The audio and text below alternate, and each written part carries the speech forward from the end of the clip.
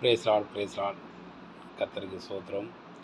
இன்று ஒரு நாள் தியான செய்தியில் ஆண்டவர் நம்மளுக்கு கொடுத்த தலைப்பு எது மேன்மை அப்படிங்கிற தலைப்பில் ஒரு 3 வசனத்தை நம்ம படிக்கிறோம்.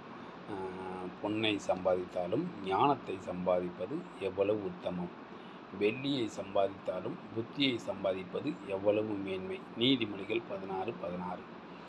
உன் கண்கள் கண்ட பிரபுவின் சமூகத்தில் நீ தாழ்த்தப்படுவது நல்லதல்ல.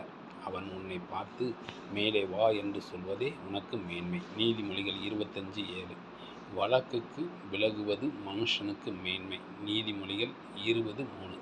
கர்த்தருக்கு ஸ்தோத்திரம். ஆண்டவர் இந்த 3 வார்த்தைகள், இந்த வசனங்களை நமக்கு கொடுத்துருக்காரு.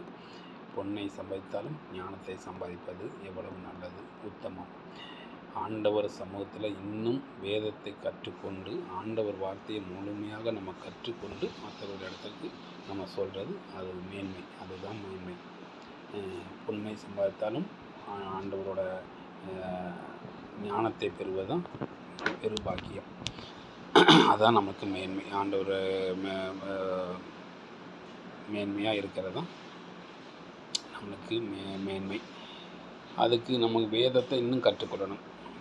வேதத்தை படிக்கும்போது, ஆண்டவரோட வார்த்தையில் பேசும்போது, இன்னும் சபையில் நடக்கிற ஆராதனை கூடுகைக்கெல்லாம் நம்ம போய் சேரணும். இன்னும் ஆண்டவர் வார்த்தைகள் நிறைய கேட்கணும். கேட்டு அதில் ஞானம் அடையணும்.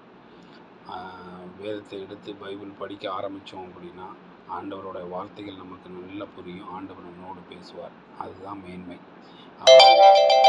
உன் கண்கள் கண்ட பிரபுவின் சமூகத்தில் நீ தாழ்த்தப்படுவது நல்லதல்ல. அதாவது என்னன்னு கேட்டிங்கன்னா, ஒரு மேன்மையான இடம், அதாவது நம்ம கண்கள் கண்ட பிரபு அப்படின்னா, நம்ம ஒரு கல்யாண வீடுன்னு வச்சுக்கோங்களேன். நமக்கு நெருங்கின கல்யாண வீடு, நண்பரோட கல்யாண வீடு.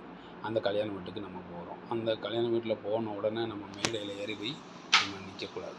அப்போது அந்த இடத்துல நம்ம கீழே ஆண்டவர் பிள்ளையாக நம்ம அந்த இடத்துல இருந்தோம் அப்படின்னா அவர் நம்மளை கூப்பிட்டு வாங்க மேலே வாங்க மேலே வாங்கன்னு சொல்லி கூப்பிட்டு அந்த இடத்துல நம்மளை கௌரவிக்கிறதா ஆண்டவருக்கு மேன்மை. அதுதான் தேவனோட பிள்ளைகள். கர்த்தருக்கு ஸ்தோத்திரம். அந்த காரியத்தை தான் ஆண்டவர் இந்த இடத்துல நம்மளுக்கு ஒரு ஓமை சொல்லியிருக்கிறார். கர்த்தருக்கு ஸ்தோத்திரம். யாருக்கிட்டையும் வழக்கு தேவையில்லாமல் பேசக்கூடாது. ஆண்டவரோட சத்தியத்தை முழுமையாக தெரிஞ்சு மற்றவர்களுக்கு நம்ம சொல்லணும். கர்த்தருக்கு ஸ்தோத்திரம். வேதத்தை இன்னும் கற்றுக்கொள்வோம்.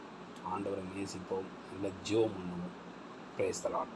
ஆண்டவர் இந்த எது மேன்மைங்கிற வார்த்தை மூலமாக நம்மளுக்கு கொடுத்த வார்த்தைகளுக்கு நன்றி. Praise the Lord. Praise the Lord. நன்றி நண்பர்களே.